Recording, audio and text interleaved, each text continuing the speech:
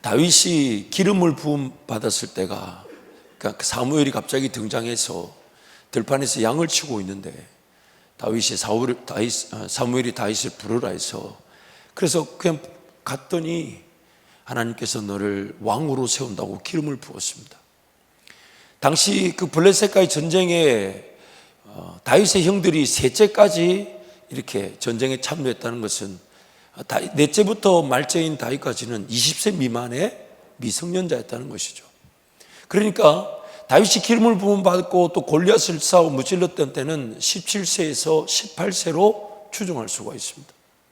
그리고 그냥 자기는 사무엘이 자기를 불러서 왕으로 세운다, 기름을 부음 받았다는 이유로 사울의 그 왕의 추격을 받고 도망자의 신세를 하게 됩니다.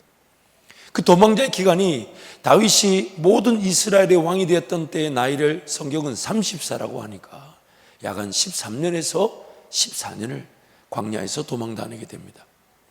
요셉도 17세의 꿈을 꾸고 이제 그 구덩이에 던져지고 종으로 팔려가고 감옥에 던져지는 그 13년의 시간 지난 다음에 30세의 국무총리가 되었던 것처럼 다윗도 30세 왕이 되어서 40년을 통치하게 되죠. 다윗이 그렇게 사울왕의 추격을 피해 다녔던 그 유대 광야는 지도를 딱 보게 되면 지중해 쪽, 즉 우리가 지도를 봤을 때 서쪽으로는 유대 언덕이라고 해서 약 한 710에서 900m의 그 해발, 즉 우리 구봉산이 260m 정도 된다 하니까 3배 정도 혹은 4배 정도 되는 그리 높지 않은 그 산이 있고, 그 다음 오른쪽 그 광야의 끝에는 그 사해 바다가 있죠. 그래서 유대 광야는 좀 길쭉합니다. 폭으로는 약 한 16에서 20km 정도 된다고 하고요. 그다음 그 길이, 남북 길이로는 96에서 100km 정도 된다고 합니다. 그러니까 면적으로 치자면 우리 대전 땅이 한 520km 제곱이라고 하니까 한 4배 조금 안 되는 거죠. 그러니까 여러분 생각해 보세요. 대전 땅에 4배가 안 되는 지역. 그래서 그 광야를 보면, 사진을 보시면 광야가 이렇습니다. 높은 곳에서 광야를 이렇게 쭉 내려다 보면, 그래서 광야 사진 한번 보여주시죠. 광야의 모습이 위에서 이렇게 쭉 예루살렘에서 이제 사해바다로 내려가는 이 길인 것 같은데, 광야에 여러분 보세요. 숨기가 좋아요? 아니면 발각되기가 쉬울 것 같아요? 오늘 읽었던 성경 앞에 보면 22장에 보면 다윗이 지금 광야로 도망갔는데 하나님이 사울의 치하에 고통당하고 아픔당하는 사람들 400여 명을 다윗하고 붙였대요. 그러니까 다윗 혼자 숨어 다니는 게 아니고 몇 명이 다니는 겁니까? 400명이. 그래서 이 광야에 보시면 숨을 만한 곳이 마땅할 때가 아니죠. 제가 만약에 사울이었으면 좀 높은 고지에 팀들을 딱딱딱딱 세워놓고 거기서 가만히 지켜보기만 해도 다윗이 어디로 가는지 소문 듣고 쫓아갈 거 없어요. 그래서 이 다윗이 광야에서 사울을 피해 다니는데, 그래서 다음 지도를 보시면 이 인터넷에 누가 이렇게 잘 정리해 놓은 그림이 있는데 보시면 실제 유대 광야 전체 땅을 다 도망 다녔던 게 아니라 불과 한 4분의 1 지역, 그러니까 대전보다도 작은 땅덩어리 안에서 400명을 끌고, 여러분 식장산에 가보셨죠? 식장산 가보셨나요? 대전이 훤히 다 보입니다. 근데 그 광야에요, 건물도 없고 아무것도 없어. 그러니까 400명이 몰려 다녀봐요. 잡히기는 너무너무 시간 문제 아니었을까요? 다윗의 입장에서는 유대 광야에서 도망 다니는 게 아마 매 시간 깨어 있어야만 했을 겁니다. 더군다나 자기 혼자도 아니에요. 차라리 내가 혼자라면 어느 집에 가서라도 떡이라도 좀 빌붙이고 좀 잠깐 그늘막에 숨기라도 하겠는데, 자기가 광야 생활할 사람 모읍니다 한 것도 아니에요. 22장에 보니까 사울 치세에 상처 입고 고통받고 힘들었던 영혼들이 자연스럽게 그냥 너나 할 것 없이 다윗에게 다 모여서 400명을 끌고 다녀야 돼. 그러니 어디 가서 뭘 먹여달라, 좀 숨겨달라, 제가 말씀을 묵상하면서 느낀 건데, 하나님이 일부러 다윗한테 혼자 어디 숨어 다니지 못하도록 400명을 붙여버렸어요. 마치 저처럼. 누구라고 말하지는 않겠습니다. 그러니까 다윗이 어디 혼자 몸을 피해 다니며 왔다 갔다 할 정도면 안 돼요. 나나 지금 사울에 추격받는 것도 힘든데 400명을 하나님 때리 붙여놓으니까 이거 어디로 가야 될까요? 매 가는 곳마다 초병을 세우고 또 오늘은 어디로 가야 되고, 그래서 막 사울이 온다 그러면 막 술래잡기 하듯이 막 저쪽으로 갔다가 이쪽으로 갔다가 저쪽으로 갔다가 이쪽으로 갔다가. 하나님이 그 다윗에게 기름 부으셨다는 그 하나의 이유로, 그건 다윗은 그냥 사울 왕의 추격을 14년을 그렇게 당했던 거예요. 하나님의 목적이 뭘까요? 하나님은 왜 그런 일을 만드셨을까? 오늘 이 말씀을 통해 이제 오늘 우리의 삶도 쫓겨다니듯 도망다니는 광야 신세가 아니라 하나님의 진정한 은혜 아래 거하는 우리 백성들이 되시기를 축복합니다. 하나님이 가르쳐주고 싶으신 것은, 오늘 우리의 삶의 가장 안전한 곳은 지리적 지형적으로 혹은 나의 경제적 형편으로 나의 직업이나 사업이 안정하다 해서 안정적이라 해서 안전한 것이 아니라 하나님 그분을 바라보고 그분과 동행하는 것이 가장 안전함을 알게 하신 것입니다. 가장 안전함. 그 좁은 곳이라 해도 하나님 그분을 바라보고 그분께 깨어 있는 것이 우리 인생에 제일 안전하다는 거예요. 여러분, 어제도 제가 우리 젊은 부부를 만나서 감사한 것은 정말 좋은 실력을 가지고 좋은 직장에 인정받아 들어갔어요. 그 부부가 정말 어쩌면 우리가 지금 이 시대 청년들이 부러워할 만한 그런 직장에 갔지만, 직장에 들어간 지 3, 4년도 채 되지 않은 부부의 고민이 이 직장이 영원하지 않다는 거예요. 평생 자기 삶을 책임져 주는 직장이 아니라는 거예요. 들어가기도 어렵지만 그 들어가서 그 고민을 하고 있는 거예요. 그래서 뭘 더 배워야 될지, 더 훈련을 받아야 할지, 더 단련을 받아야 될지. 여러분, 세상도 더 이상 우리를 안전하게 숨겨주고 내 삶을 지켜줄 만한 곳은 단 한 군데도 없습니다. 내 직업과 사업은 끊임없는 영적 전쟁터예요. 하나님의 사명을 감당하기 위해 주어진 것이지, 내 먹고 마시고 입는 문제로 직업과 사업을 감당하는 순간 내 삶은 평생 광야입니다. 평생 광야입니다. 내가 서 있는 그 직업과 사업이 하나님 그분의 지혜와 지식을 드러내며 하나님의 그 인도하심에 따라 나부터 수고하고 헌신하여 심고 거두는 약속의 땅에서의 삶인 사명의 터전이어야 되는 것이지, 내가 먹고 마시고 그래서 내 시간 좀 여유가 있고 돈이 좀 여유가 있으면 하나님 나라 섬기는, 그렇게 세상의 직업과 내 신앙생활이 분리되어질 수가 없는 겁니다.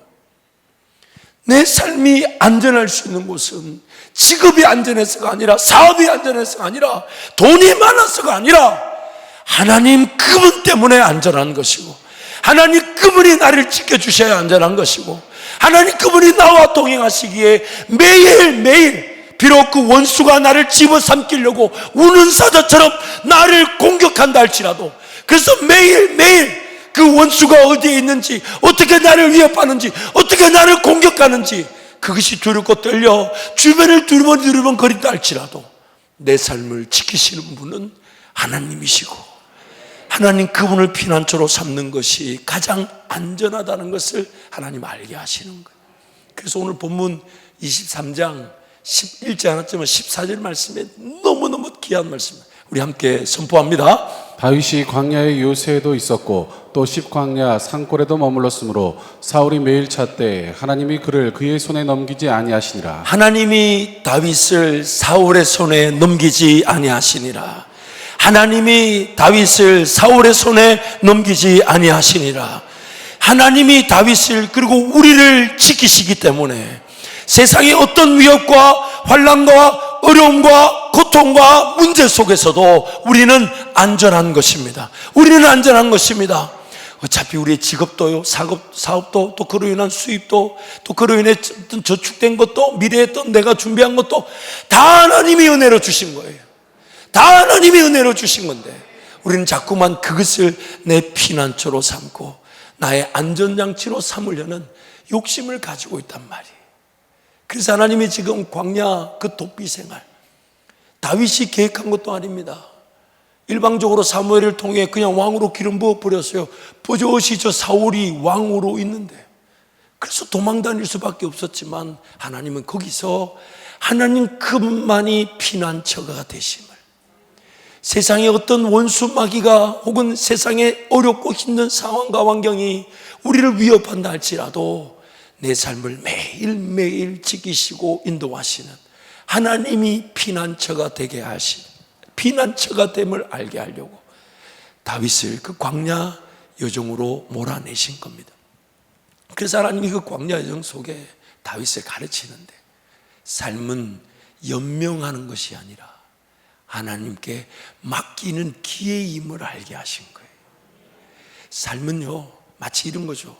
내 삶을 계획하신 분이 하나님이시니까, 그리고 그 하나님이 내 삶에 성령으로 함께 하셔서 그분이 일하실 거니까, 그래서 우리는 이렇게 기도하면 좋아. 하나님, 내 삶이 하나님의 역사의 무대가 되게 해주십시오. 성령 하나님이 주인공이 되셔서 역할을 막 이루시는 그 무대가 되게 해주십시오. 오늘 우리 인생에 하나님의 그런 관심은 삶을 연명하기 위해 우리가 살아가는 게 아니라 하나님께 맡기기 위해 사는 겁니다. 하나님께 맡기는 겁니다. 하나님께 맡겨 놓을 때에 하나님께서 내 삶을 빚으시고 훈련하시고 단련시키시고 세우시고 배우게 하시고 따르게 하시고 심게 하시고 수고하게 하시고 열매를 거두게 하시는, 이제 아멘 타이밍을 좀 아시는 것 같아요. 삶을 맡기는 법을 가르쳐 주기를 원하시는, 나는 나에게 필요한지 뭔지를 몰라요. 나에게 정말 있어야 될 게 뭔지를 몰라요. 어디가 정말 안전한 걸까요? 어디가 정말 나를 편안하게 하는 걸까요? 무엇이 나를 행복하게 하는 걸까요? 나는 모릅니다. 나를 지으신 하나님은 아시니. 그래서 매 순간, 그러니까 하나님이 지금 다윗 혼자가 아니라 400명을 붙이신 것은 다윗으로 하여금 인간적인 꾀로 얄팍하게 어디 숨어 다닐 생각을 하지 말고, 사울이 추격해 온다 할지라도 그 걸음을 인도하시는 하나님을 더욱 바라보게 하심으로 그 400여 명이 나중에는 다윗의 신실한 부하들이 되지 않습니까? 그리고 그 광야 여정 동안 다윗이 하나님을 의지할 줄 알고 하나님을 신뢰할 줄 알고, 그래서 지금 바로 뒤에는 그 원수인 사울이 자기를 죽이려고 막 추격해 와도 하나님 그분이 함께 하시면, 나중에 성경을 보면 오히려 하나님은 다윗에게 사울을 죽일 수 있을 만큼의 좋은 기회들까지 보여주시잖아요. 그 하나님, 다윗은 주의 기름 부음 받은 종을 자기가 함부로 건드릴 수 없다 해서 2번이나 좋은 기회, 자기가 지금 굴 안에 숨어 있는데 사울이 굴 안에 다윗이 숨은 줄 모르고 그 굴 입구에서 잠을 자는데 그 겉옷을 살짝 빼어내고, 또 사울이 그 진 중심에 있지만 하나님이 그 모든 군사들을 다 잠에 빠지게 하니까 다윗이 그 군사들과 가서 그 창과 사울의 창과 물병을 가지고 오게 하셨어요. 오히려 쫓기는 다윗이 그 승패의 그 모든 기준이 하나님께 있음을 배우게 하셨던 하나님, 그것이 바로 우리 삶을 하나님께서 인도해 가는 방식인 것입니다. 만약 삶을 하나님께 맡겨드리지 않으면, 내어드리지 않으면 내가 삶의 노예가 되어버립니다. 하나님께서 내 삶에 나를 삶을 무대로 삼고 거기서 꿈을 말씀하시고 그 꿈을 기독케 하시고 인내케 하시고 그 일의 역사를 드러내실 때에 하나님 그분이 내 삶에 어떤 일을 나타내실까를 기다리지 않으면 내 삶은 나를 짓눌러 버립니다. 끊임없이 못 먹을까봐, 못 마실까봐, 못 입을까봐 벌벌 떨게 만듭니다. 그러다 보니까 언젠가는 이라고 그 하나님의 따르고 하나님께 삶을 내어드리는 건 그 언젠가는 그러면서 지금 하나님의 은혜를 누리지 못하게 되는 것이죠. 사랑하는 성도 여러분, 오늘이 하나님을 더 의지할 복된 날입니다. 하나님을 따라갈 날입니다. 하나님 그분께 삶을 맡겨 드려볼 기회인 것입니다. 그래서 인생 최고의 은혜가 뭔지 아십니까? 뭔가 내가 가진 것으로, 뭔가 내가 누리고 있는 것으로, 내가 갖춘 것으로 안정감을 누리는 것이 아니라 하나님이 살아계셔서 내 삶을 인도하실 것이기에 하나님께서 보호하심을 믿고 또한 이끌어 가심을 믿고 매일매일 그 기도의 자리, 예배의 자리가 삶의 기준이 되고 목표가 되고 내용이 되어서 더 기도하려고, 더 예배하려고, 더 하나님을 알아가려고, 더 하나님을 기다리고 따라가려고 예배 자리, 기도의 자리에 달려 나오려는 그 자체가 삶의 목표가 되는 순간 삶은 가장 안전하게 되는 것이죠. 안전하게. 그래서 다윗이 그렇게 사울의 그 도피 생활을 쭉 따라다니면서 그 주옥 같은 시편의 고백들을 하지 않습니까? 시편 우리 62편 말씀 우리 힘차게 한번 선포합니다. 나의 영혼이 잠잠히 하나님만 바라며 나의 구원이 그에게서 나오는도다. 오직 그만이 나의 반석이시요 나의 구원이시요 나의 요새이시니 내가 크게 흔들리지 아니하리로다. 넘어지는 담과 흔들리는 울타리 같이 사람을 죽이려고 너희가 일제히 공격하기를 언제까지 하려느냐. 그들이 그를 그의 높은 자리에서 떨어뜨리기만 꾀하고 거짓을 즐겨하니 입으로는 축복이요 속으로는 저주로다. 나의 영혼이 잠잠히 하나님만 바라라. 물은 나의 소망이 그로부터 나오는도다. 오직 그만이 나의 반석이시요 나의 구원이시요 나의 요새이시니 내가 흔들리지 아니하리로다. 나의 구원과 영광이 하나님께 있으며 내 힘의 반석과 피난처도 하나님께 있도다. 백성들아 시시로 그를 의지하고 그의 앞에 마음을 토하라. 하나님은 우리의 피난처시로다. 아멘. 하나님은 우리의 피난처시로다. 우리란 존재가, 제가 이런 표현 써서 죄송하지만 저의 반성이기도 하고 우리 반성이기도 하니까 한번 이런 표현을 써볼게요. 어지간해서는 기도하러 안 옵니다. 어지간해서. 그게 제 집인 줄도 모르고 제에게 끌려다니죠. 그러니까 하나님, 더군다나 만약 다윗이 그런 도피 생활, 광야 도망자 생활이 없었다면 주옥 같은 시편 말씀을 고백할 수 있었을까요? 아니, 있었을까요? 없었을까요? 편안할 때는 펜도 들지 않습니다. 그러니까 하나님 입장에서 어떻게 되겠어요? 저거를 그냥 편안하게 무조건 이기는 길로만 가게 해야 될지, 아니면 비록 좀 고단하고 힘들어도 하나님 한 분이면 충분한 그 광야 여정으로 인도해 가야 될지. 만약 여러분 삶 중에, 여러분 중에 지금 정말 뜻하지 않는 그런 어려움과 아픔을 당했다면 기뻐하십시오. 다윗이 만났던 그 하나님을 만나게 될 것입니다. 만나게 될 것입니다. 그러나 오늘 우리가 두려워해야 될 것은, 내가 지금 시시로 하나님을 바라며 마음을 토할 줄 모르고 하나님만이 피난처가 되심을 고백할 줄 모른다면 그것이 오히려 더 큰 위기가 아닐까요? 그래, 하나님은 지금 딜레마예요. 어떻게든 도와주셔야 돼. 저렇게 내버려두면 삶이 끝나면 안 되니까 강제적으로 개입해서 건져주시기도 하시지만, 또 그렇게 자기 꾀, 자기 방법, 하나님께 묻지도 않고 하나님의 지혜와 지식도 없이 막 사라지면서 어쩔 수 없이 쓰러지고 넘어질 때 그냥 도와주기만 한다면 평생 하나님 기도할 줄 모르고, 예배할 줄 모르고, 만날 줄 모르고, 임재를 경험할 줄 모르고, 예수님 음성을 들어보지 못한 채 살아가니, 그래서 지금 죽겠다는 건 알지만 그걸 도와주자니 그럼 또 기도 또 안 할 것 같고 하나님께 안 달려고 할 거고, 또 안 도와주자니 그거 자식이 아프다는데 그거 얼마나 힘드시겠어. 그러니 지금이 기도의 기회인 줄 알고, 지금이 은혜의 때인 줄 알고, 지금이 하나님 나를 부르신 때인 줄 알고, 그 기도 자체, 그 예배 자체, 하나님과의 관계 중심을 삶의 목표로 삼는 자는 평생 피난처 되시는 하나님을 경험하며 하나님의 놀라운 은혜의 길을 걸어가게 되는 것입니다. 그래서 하나님은 지금 하나님이 진정한 피난처가 되시는지를 다윗에게 시험하고 계십니다. 사울 왕의 추격을 받고 있어서 자기 몸 함께하는 이들조차도 건사하기가 쉽지 않은데, 같은 이스라엘 주민인 그일라 지역의 백성들이 블레셋의 공격을 받아 위기에 처했다는 것을 듣고 다윗이 하나님께 묻습니다.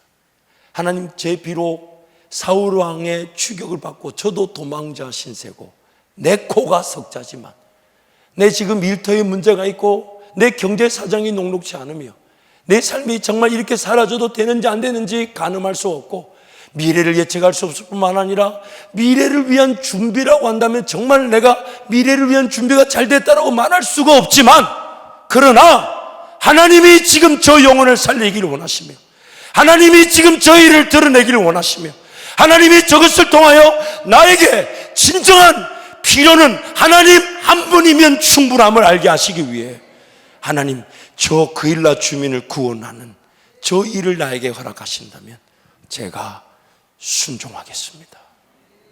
제가 순종하겠습니다. 다른 이들이 난리가 났습니다.